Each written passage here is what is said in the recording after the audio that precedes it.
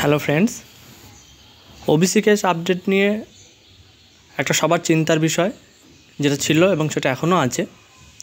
তো সেটা এখনও থাকবে বলেই মনে হচ্ছে, কেননা বিগত যে হিয়ারিংটা সুপ্রিম কোর্টে ছিল সেখানে রাজ্যের যিনি আইনজীবী ছিলেন মাননীয় কপিল সিব্বল স্যার, তিনি বেশ অনেকক্ষণ ধরেই সওয়াল জবাব করেছেন এবং সেখানে তিনি বারবার যাতে সুপ্রিম কোর্ট স্টে দেয় এই রায়টিকে, হাইকোর্টের যে রায়টা ছিল তার যাতে একটা অন্তর্বর্তী স্থগিতাদেশ দেয় তার বারবার আবেদন করেছে, কিন্তু সেটা হয়নি।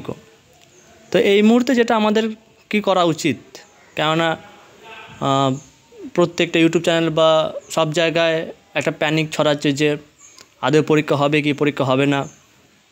তাই এইসব আপাতত আমাদের মাথা থেকে সরিয়েই ফেলতে হবে এবং পড়াশোনাটা চালিয়ে যেতে হবে, কেননা ডাব্লিউবিপি, কেপি বা টেট এই তিনটে পরীক্ষাই কিন্তু ওবিসি কেসের জন্যেই আটকে রয়েছে। এমনকি ডাব্লিউবিসিএস নোটিফিকেশনও আসছে না, আইডিও নোটিফিকেশন আসছে না, এমনকি ডাব্লিউবিপি এসআই নোটিফিকেশনও আসছে না। তো হয়তো এটা কিছুটা সময় সাপেক্ষ, কিন্তু পরীক্ষা হবে। এবং যদি বোর্ড মানে যারা পরীক্ষাগুলো নেয়, পিআরবি হতে পারে, টেট পরীক্ষা নেয় যে প্রাথমিক শিক্ষা পর্ষদ সে হতে পারে, তারা হয়তো পরীক্ষা নিলে এবং সেখানে শর্ত দিতে পারে। যেমন আমরা দেখেছিলাম যে 2022-এর টেটে সেখানে শর্ত দিয়েছিল যে যদি ডিএড ভার্সেস বিএড মামলায় বিএডরা হেরে যায় তাহলে কিন্তু সেখানে কিন্তু সেটা মেনে নিতে হবে, এবং সেখানে শর্ত দিয়েই দিয়েছিল। তো সেটা বিএডরা হেরেছে, ডিএডরা জিতেছিল সেই কেসটায়। তো সেখানে বিএড যারা টেটে পাস করেছিল বা যারা পরীক্ষা দিয়েছিল তাদের কোনো সার্টিফিকেট ভ্যালিড মানে হবে না, এটা আশা করাই যায়।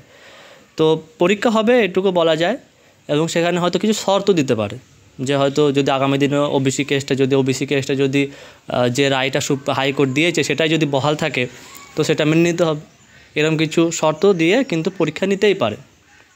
পাশাপাশি আমাদের এটাও দেখতে হবে যে সেটা কিন্তু একটা আইনি প্রক্রিয়া, সেখানে আবার সমস্যা হতে পারে।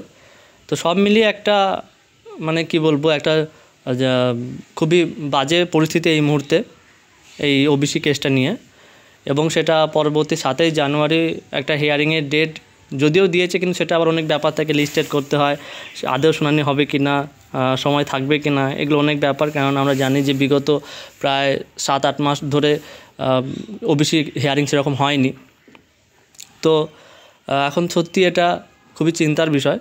তো যাই হোক, এইটুকুই বলবো যে পড়াশোনা চালিয়ে রাখো এবং পরীক্ষা হবে, পরীক্ষা হতেই হবে। কেননা পশ্চিমবঙ্গে যে প্রয়োজনীয় যে ফোর্স, সে ফোর্সও পশ্চিমবঙ্গে এখন বর্তমান নেই। তাহলে সব মিলিয়ে ওখানেও ক্রাইসিস তৈরি হচ্ছে আস্তে আস্তে, ফোর্স ছাড়া তো রাজ্য চলবে না। তো পরীক্ষা হবে এবং টেটের যে নতুন নোটিফিকেশন বা টেট যারা কোয়ালিফাই করেছেন তাদের জন্য নতুন নিয়োগ প্রক্রিয়া সেটাও শুরু করা সম্ভব হচ্ছে না। এই সব কিছু কিন্তু এই একটা রায়ের ওপরই ডিপেন্ড করছে। তো এটা বেশি প্যানিক হওয়ার দরকার নেই, কেননা সত্যি চাকরির জগতে যে অন্ধকার সেটা আমরা এখন বুঝতে পারছি, বা সবাই বুঝতে পারছো বা বুঝতে পারছেন। তো এইসব যে নেগেটিভিটিগুলো আছে সেগুলো দূরে সরিয়ে রেখে আমাদেরকে কিন্তু পড়াশোনা চালিয়ে যেতে হবে অ্যাজ এ স্টুডেন্ট হিসাবে। নাহলে কিন্তু যখন দেখা যাবে যে হয়তো হুট করে পরীক্ষার ডেট দিয়ে দিল, এরকম হয়েছে।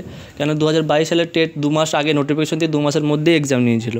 তো এরকম হুটহাট করে হয়তো যখন তখন নোটিফিকেশন দিয়ে পরীক্ষা কিন্তু নিতেই পারে। তাই আমাদের কিন্তু সব সময় প্রস্তুত থাকতেই হবে। তো এটাই বলার ছিল। এবং যদি আগামী যে কোনো আপডেট যদি আসে অবশ্যই আমি এই চ্যানেল শেয়ার করব। সকলেই পড়াশোনার মধ্যে থাকো, ভালো থাকো।